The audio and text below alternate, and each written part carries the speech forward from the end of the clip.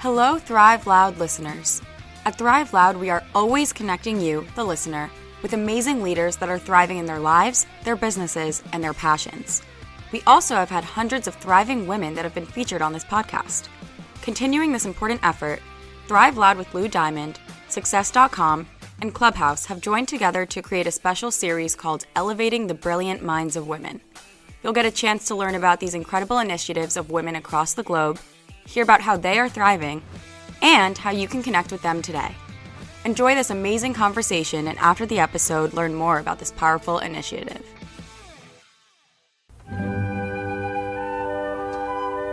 Ah, the sweet sounds of spring. Don't you love it? The birds are singing and all those, other sounds. I love spring. Welcome to spring, Thrive Loud listeners. We made it. As you're transitioning from the brisk cold of winter into the sunshine-filled spring, make it your springtime resolution to listen to the inspirational speakers that we have here on Thrive Loud with Lou Diamond. Cleaning the house? Listen to Thrive Loud. Doing yard work? Thrive Loud. Going for a run outside? Thrive Loud, people! We put all of these shows together for you, our listeners, and you are totally missing out if you're not tuning in. So grab your phone, computer, iPod, whatever it is, subscribe to Thrive Loud on wherever you listen to podcasts, and start getting inspired. Pretty soon, you'll start thriving in your own life each and every day. Get ready to Thrive Loud with Lou Diamond. Welcome, everyone, to another episode of Thrive Loud with Lou Diamond, connecting you to the most inspiring and amazing people that are thriving each and every day. I'm your host, Lou Diamond. Today on Thrive Loud, we have a leading expert in the field of resilience, transformation, and health and wellness. She shares her passion for turning tragedies into triumphs across the globe. In the dictionary, next to the term true grit and grace is her picture, because she literally lives and breathes that every day, because she's got a podcast, a book, and her story all fall in line with that.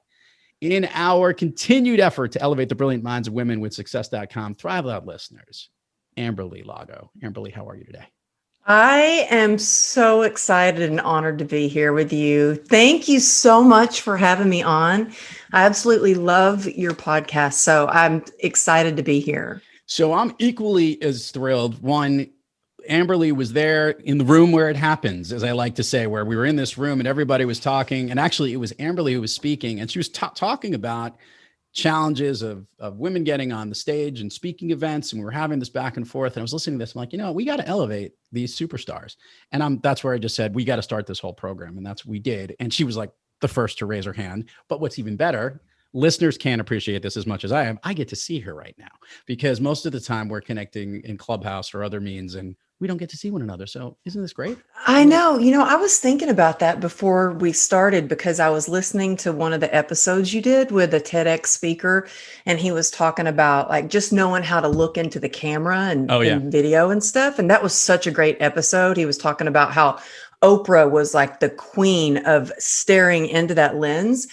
And that's something I love Clubhouse, but something that I miss. I like seeing people in person, and you're like, do you want to do video? I'm like, yes, I want to see your face. I love seeing people and connecting this way.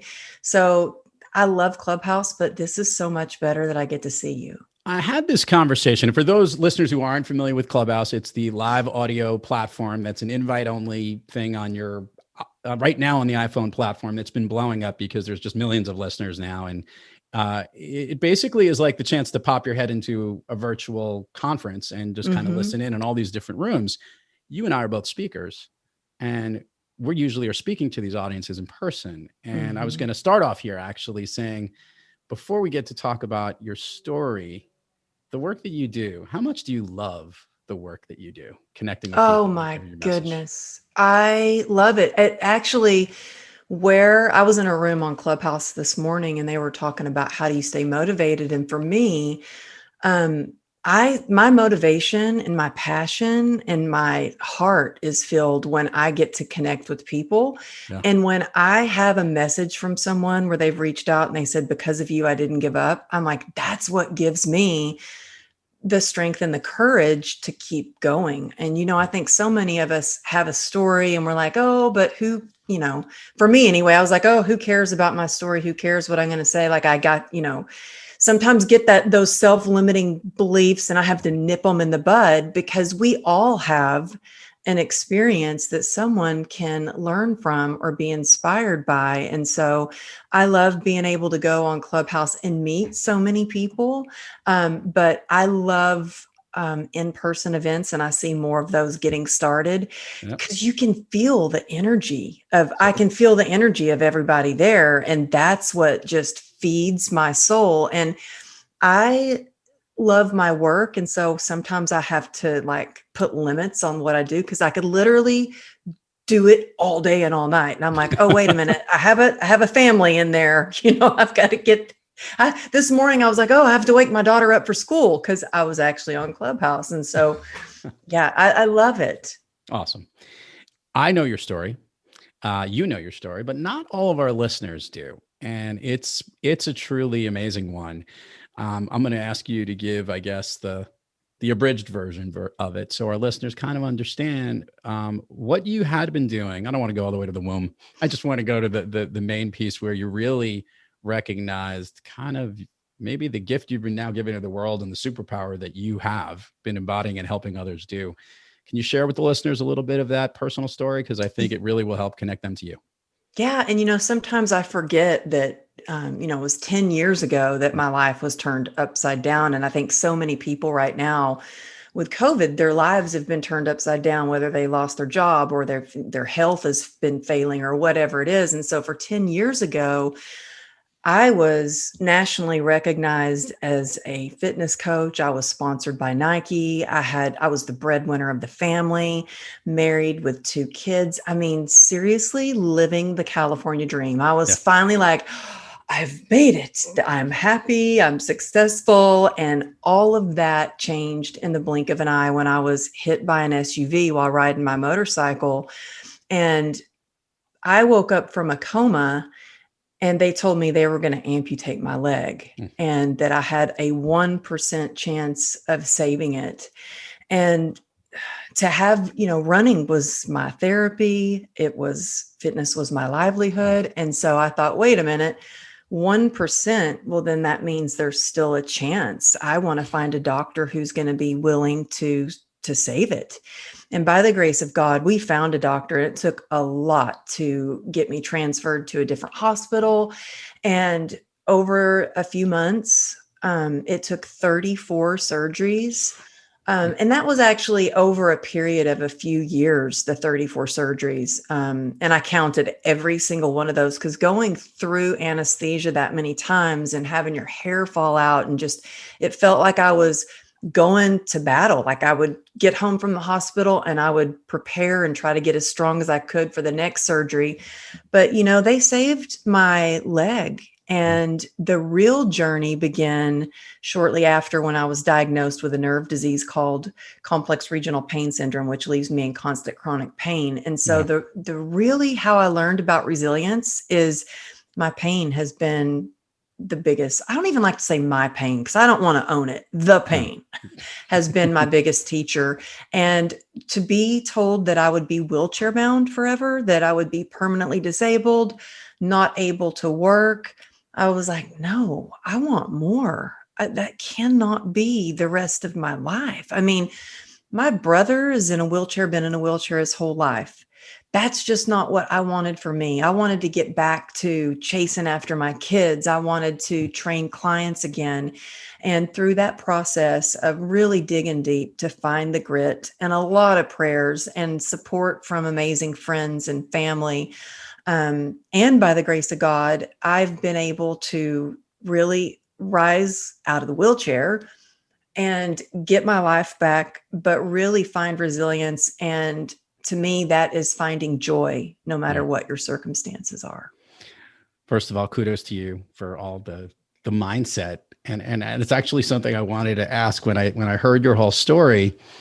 Not everybody can have that glass half full or glass with a drop in it full to recognize that it's not empty, that there's still something in it. Mentality. How much do you think of the work that you had done before to be a personal trainer, to help uplift and change someone, to have that much positivity injected in you? I ride a Peloton every single day. I just can't get enough of how much positivity those people are feeding through the screen as best as they can. And I always think about that. And I thought about it in your instance, Amberly. How much do you think that helped in your situation? Oh, I think that fitness really, I'm so grateful that I had fitness because I knew, well, at a young age, I started running. I ran track and I danced. So I was a dancer. So my whole life, I've been active. And I knew that was my medicine because it's not just training to get stronger physically, it really moves your mood. And I knew that if I could do something, even in the hospital bed. So I had a bar installed over the hospital bed. The doctors thought I was completely crazy.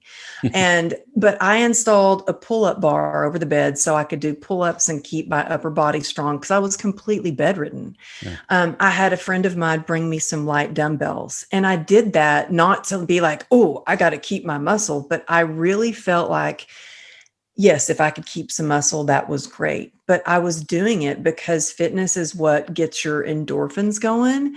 It fights pain. It combats pain. It makes you feel good. It builds your confidence and lets you really feel like you have a purpose, like you're moving in the right direction. So I knew that if I could just move my body, it would move my mind and release those endorphins. But I'm so grateful that I knew that I came from a background of fitness, and I learned how to push through pain. And that got me through a lot. I knew how to suck it up because I was taught at a young age, cowgirl up, suck it up, and, hide your crazy and be a lady. You just got to get her done. And so all of that really helped me get through some of the hardest moments in the hospital, and having your leg only held together with steel rods. But I learned later that you can't keep sucking it up, that suck it up only gets you so far. And I had to unlearn I learned to not really listen to my body from dance and being an athlete. It was like, when you were running and track and you were throwing up, the coach was just like, off the track to throw up and keep running. Or dancing and your feet were bleeding in your point shoes. It was like, I don't care. The show must go on. And I learned the hard way after I had been through all these surgeries, I kept pushing through the pain. And I ended up getting a kidney infection. I had a kidney stone that passed. And just to give you some perspective on the pain from CRPS that I have in my leg. So I'm passing a kidney stone. My back is hurting. And I go to the gym and I ask one of the other trainers, hey, do you have some like Bengay or Icy Hot I can put on my back? And I put it on my back and I wrapped my back. And my first thought was, well, at least my leg's not hurting so bad. I can walk without a limp. And so I was pushing. And the next day it got worse. Okay. I went to the ER and I had to call my husband and say, well, they're admitting me into ICU. I'm septic. And the doctor told me, if you would have waited one more day, you would have died. So after that was really when it scared me. I thought, we really have to listen to our bodies. Yeah. Because first it'll whisper, then it screams, and then it may be too late. And so fitness taught me to push through the pain. Going through, the hospital and ICU taught me, oh my gosh, life is short. You got to listen to your body. You have to learn to embrace the pain instead of trying to stuff it down, and ask yourself, what is this teaching me? What do I need at this moment? What other things have you changed in your life since the accident, health-wise? I'm just actually curious, like, did anything change in your diet or other things? Oh gosh, so much changed. Yeah. I mean, so much. I was always pretty health conscious. But so I'm on a medication called Lyrica for CRPS. And then when I went to the doctor, he was like, going through the medications. And at one time, I was on 73 homeopathic pills and 11 different prescription medications. It was insane. And I'm down to one medication, and it was really hard for me to accept the fact that I need a medication. And I had to look at it as, well, if I was diagnosed with diabetes, would I just refuse to take insulin because I'm stubborn and I don't want to take it? It's like, no, this medication actually helps. It slows down the nerve pathway, but the main side effect is weight gain.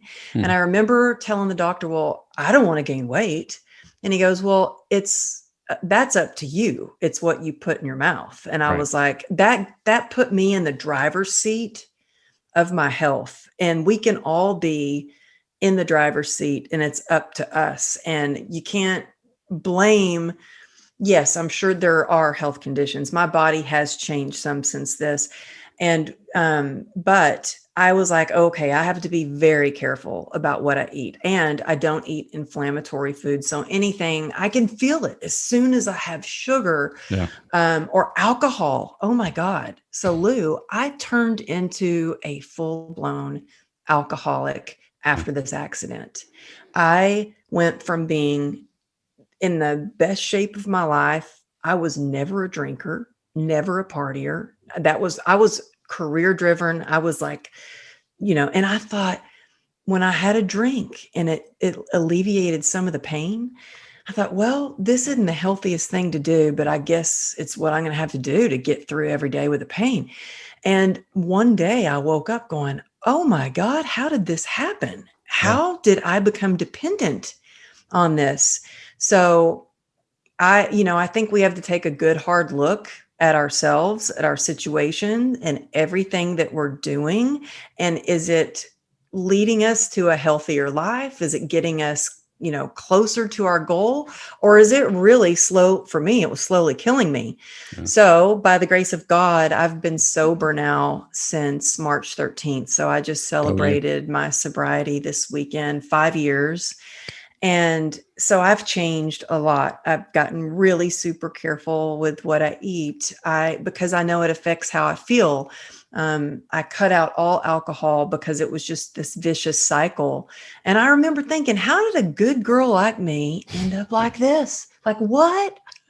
But it's been one of the best things that's happened, because my rock bottom has really allowed me to have a gratitude practice. Yeah. And really be grateful for every day, to have some compassion, and be kinder and really start to love myself. Because the reason I was drinking was not just because of the pain physically. It was because I was trying to stuff down the feelings of feeling broken and unworthy. And I hated myself and the way that I looked. And when I got sober, it was like, wow, I had to feel all those feelings, and it wasn't easy, but transformation is possible. Like perfection isn't, but transformation is totally possible.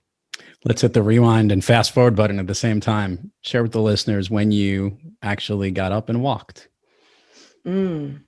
Well, I was so proud of myself. I've got that on video, actually, my first steps, and it still makes me so emotional to see that, because I remember when the doctor said, okay, he would give me like, okay, you can put 20 pounds of pressure on your leg. And honestly, because my leg was completely cut up, I mean, my femoral artery was severed.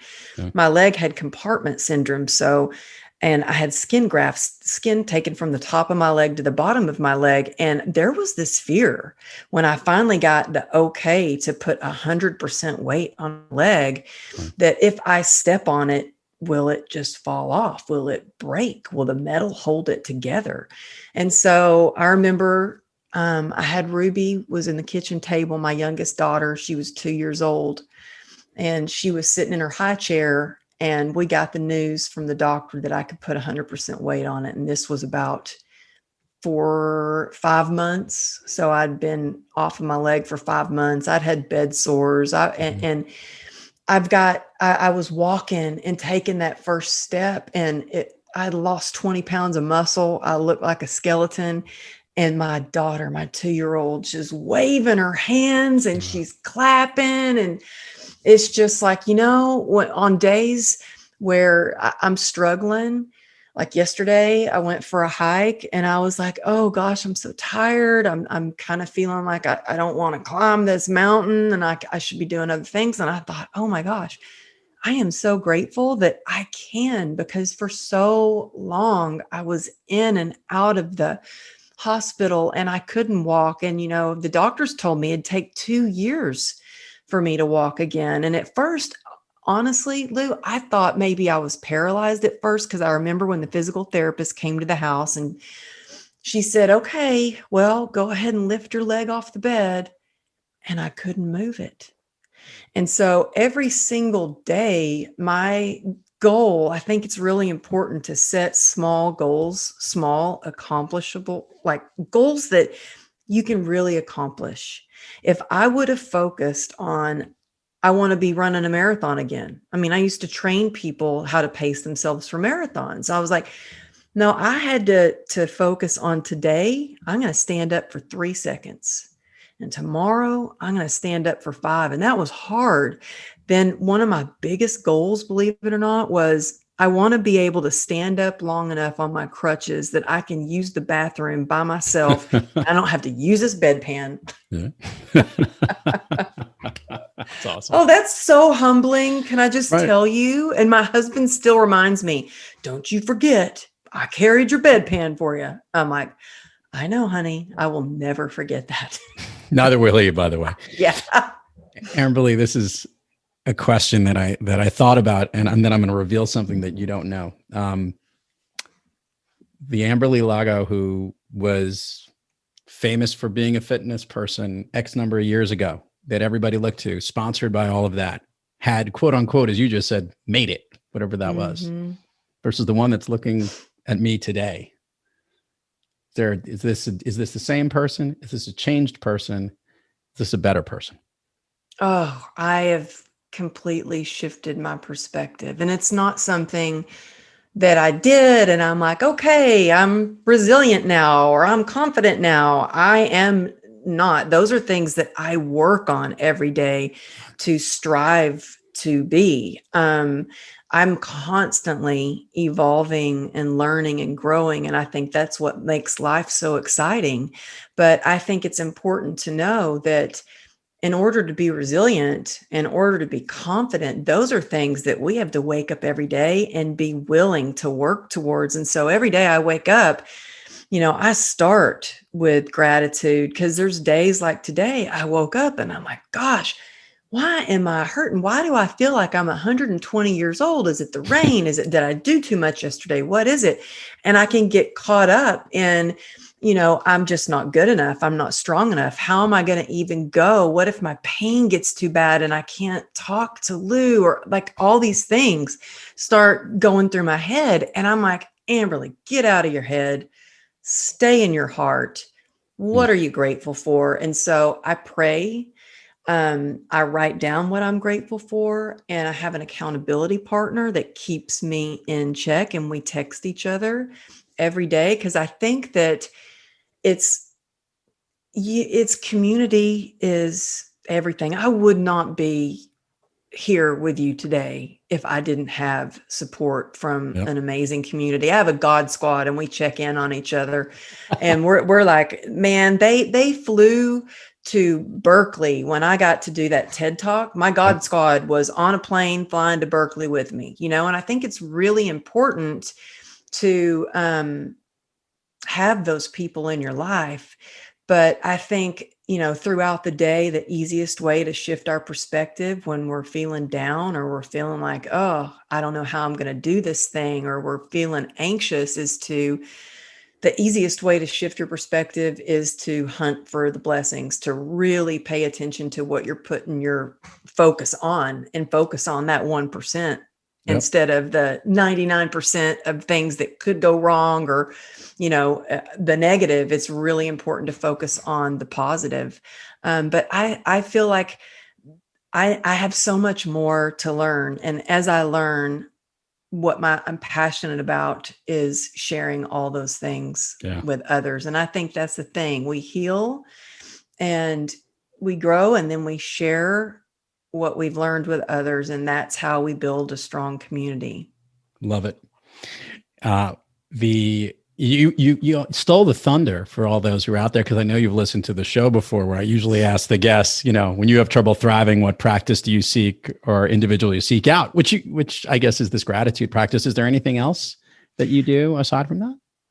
You know what? I think other than the gratitude practice, I think sometimes when it's hard, another way to shift your perspective, like for me, is I don't like to focus on the past too much, but I do like to take a moment to remember how far, just take a moment and remember how far you've come and acknowledge the small victories along the way. Sometimes we don't celebrate those small things that we do along the way. And it's important to remember that, I mean, honestly, gosh, 4 years ago, I didn't even own a computer. Yeah. All of my business was word of mouth. I hardly used email. I didn't, and so everything has changed. And so anybody listening, it's never too late. You're never too old. You're never too young, or, there's always a way to go after your dreams, no matter what, if you just keep tapping into your purpose and your why. Love it. So the thing that I knew that you didn't know, I have a friend who works at NBC, and in 2018, he invited me. He goes, "Hey, would you like to come and hang out for the day?" And we had some connections and stuff. And I had been just speaking at an event. And sure enough, I ended up going into the studio audience of the Megyn Kelly show. No way. Yes. So, are you serious? Yes. Wait, it gets even better. So I was actually in the back with, he's he's an executive at NBC. We'll leave his name out of it for other reasons, because he's not with NBC anymore, but at the time he was. And I got a chance to watch part of the show. And sure enough, I'm there hearing your story. No way. So I'm like, wow. So as a speaker, you know, bunch of people, and there wasn't an accessibility to get to you at that point, because I was like, wow, I'd really love to have her on the show. Oh my goodness. So fast forward now 2.5 years later, here we are, and I'm in a clubhouse room. And then the day that you were in that room, I said, oh my God, it's Amberly Lago. Okay. Oh my Is that crazy? Gosh. So I said, let's make this happen. Wow. That is so crazy. Well, let me tell you. So I had a publicist that I basically begged to take me on, because she usually only works with New York Times bestsellers. And I had a very small publisher. And she liked my story. And I think she's like, well, I could give you a little package that you could do on your own. And I was like, no, you're a badass. I want you. And she was taken back, oh, wow. And so she kept calling me saying, Amberly, write this blog post. Amberly, do this podcast interview. She just kept telling me to do things. And so one day she called and she said, Amberly, are you sitting down? And I said, yeah, what do you need? She goes, no, sit down. She goes, Megyn Kelly wants to interview you. And I was like, what? I couldn't even say her name. What? She goes, I know. Can you believe that? She was just as shocked as me. And Megyn Kelly was the nicest, so supportive. And one of the nicest things she did was, afterwards, I had her book and I was like, would you mind signing your book? Great. And she goes, you know what? Yes, let's get to that. But, go grab your book. I want to take pictures with your book, and I want your book to fly off of shelves. And when women support women like that, it is just amazing. So that was one of the scariest days of my life, but one of the best days. And I cannot believe you were there. That is so cool. I was in the audience. Yes, I was there. That is so cool. And the first time I saw your name in Clubhouse, I'm like, oh my God. I saw her on the Megyn Kelly chart. I remember saying it. I'm like, whatever. I won't do the starstrucky thing, whatever. Wow. You guys, by the way, could be sisters. That was the other thing when I went up there. I'm like, they look like they could be related. So anyway. We really, well, thank you. That's a compliment to me.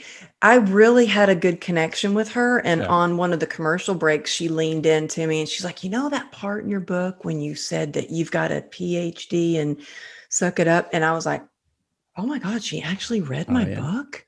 Oh my God. Amberly, I learned a lesson in doing this program for, the famous people that have been on the thought leaders, the speakers, the people that uplift people every day. And I learned a lesson. It actually came from another podcaster because it was a great one. Treat your friends like rock stars and treat rock stars like your friends. And I have seen that momentum happen when you do that. Like, because if you kind of get awestruck with who you're speaking with or whatnot, you realize that they're just people too, and they're and they know how to connect as well. We had Adrienne Bankert on recently from Good Morning America, and we also did a clubhouse room with her, and she was just incredible. And she gave those interview lessons of like, I just go in and I want to be a person to that person, and that's like the whole key, and not because we elevate them here because of fame and all of that stuff, and we don't see it ourselves, right? Yeah, I know, and that is such great advice. I've always I'm surprised when I message somebody or send them a voice message through Instagram or something. And one time somebody was like, "Shut up. I can't believe you responded to me." And I'm like, "What do you mean?" Like, "Oh my God, and I'm like, "What?" Like, I don't see myself, I see myself shoulder to shoulder, and so it's always surprising. But then there have been some thought leaders on my show. Like I had Mae Musk on my show, and thankfully I had met her in person at a dinner party. So I felt a little more comfortable with her, but I was still nervous. I was still like, oh my gosh, this is Mae Musk. And I researched her like crazy and read her book and listened to her book and highlighted things. And I find that my interviews go best when I'm interviewing for my podcast, when I don't overly research. Yep. And I just have a conversation because I don't know, it flows and it's more natural that way. Well, and that's where I think one of the questions I'd asked Adrienne Bankert, who's interviewed thousands of people, I go, what is it about interviews that we all love? And it's just the ability to watch someone have a connection or listen to the people having a connection. And that is what's powerful. And by the way, that day with Megan, you did have a connection. It was a great interview. And I bet you felt so too. I mean, I think I was in shock. I mean, I remember backstage, I remember being back, and I remember before going, my husband was like, "Oh my gosh, you have to post about this." I said, "I am not posting anything until I am on the plane to New York, because news is news. You never know when you could be bumped off or they could cancel or there's another breaking incredible story." And so I was like, I'm going to wait till the last minute. And so I had asked the producers, I was like, "Well, what are they going to ask me? Or what questions will she ask?" And the producer was like, "This is news. You just need to go in there with your ears open and listen to what she says." And I was like, "Yes, ma'am." So I had no idea what they were going to ask me or what Megan was going to ask me. And I remember being backstage right before I got on, and I was so nervous. They're like, "Okay, you're going to go on stage." And I was like, "Do I walk in front of the table or behind the table?" Like, I was like, "Oh my gosh, what do I do?" And I remember backstage, they've got the screen up and they're doing like a video of before, like the B-roll. Right. And I remember going, "Oh, wow, where'd they get those pictures? And oh, where'd they get that video? Oh," and then she goes, "And Amberly Lago, come on out." And I was like, "Oh, that's me." So you were struck to yourself. It's great. I was just like, I can't believe this is happening. Like, you know what I mean? It was just your hard work puts you where your blessings can find you. Well, I like that. Love that. Let's do this. Let's do the admin part of the show, and we're going to go down Fun Street. Share with the listeners all the places people can find you, websites, URLs, links. We will direct them in the show notes, but it always gets more engaged when they hear it straight from you. Oh, well, come to AmberlyLago.com. If you want to see some of the behind the scenes, go to Amberly Lago Motivation on Instagram. You can hear new episodes of True Grit and Grace, which is my podcast. And if you want a free downloadable playbook that will really allow you to tap into your superpower of resilience, you can text me. Text the word GRIT to 818-214-7378.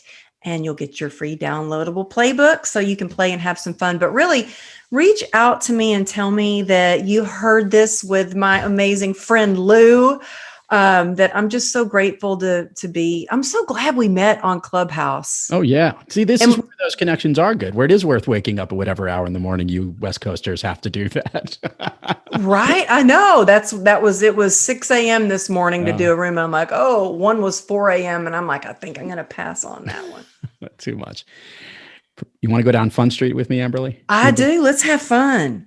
We've been having fun the whole time, but the way this works here is, first of all, let's just share with the listeners. You had 2 all-time favorite movies. Can you share with your listeners, the listeners, what that is? Yeah, well, I think Dirty Dancing and Notebook, but I also like Urban Cowboy. Oh, love Urban Cowboy. Oh, I love that one. I've seen that movie like 100 times. I'm going to say this because she is super hot in that movie.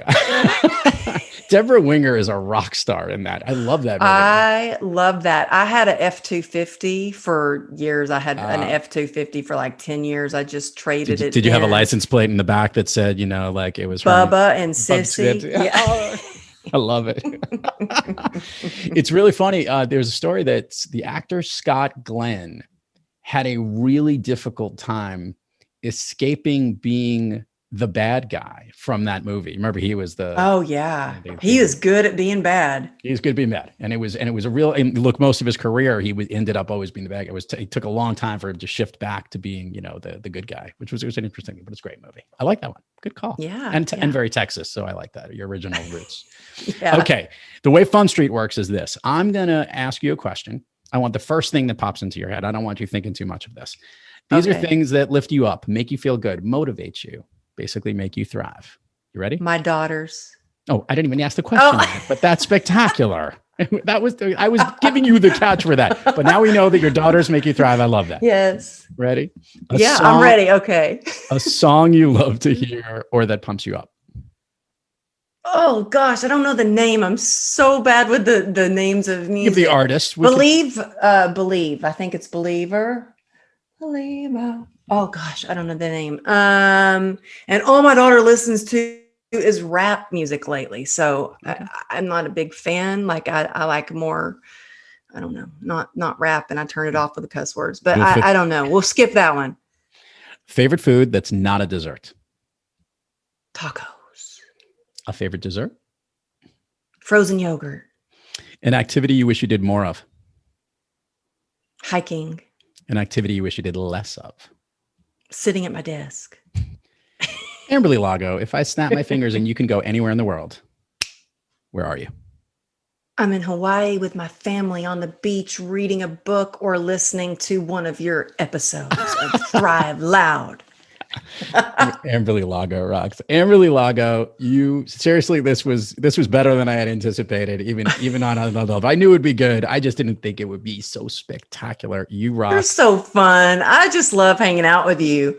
This is great. Continue to do what you're doing every day. Keep giving that message out there. And thank you for sharing your story. I think what resilience is about and what you've shown and learned from yourself is a story onto itself, but even more impressive, what an amazing human being you are, and hearing it from you, people get it. So thank you for sharing that today. Thank you. I'm so grateful to be here with you today. It's the highlight of my day. So thank you for having me on. And to all our listeners out there, thank you for joining us. And until next time, keep thriving onward and upward. And remember, be brief, be bright, be gone. Thanks for listening to this special episode of Thrive Loud with Lou Diamond, brought to you by Success.com and Thrive Loud.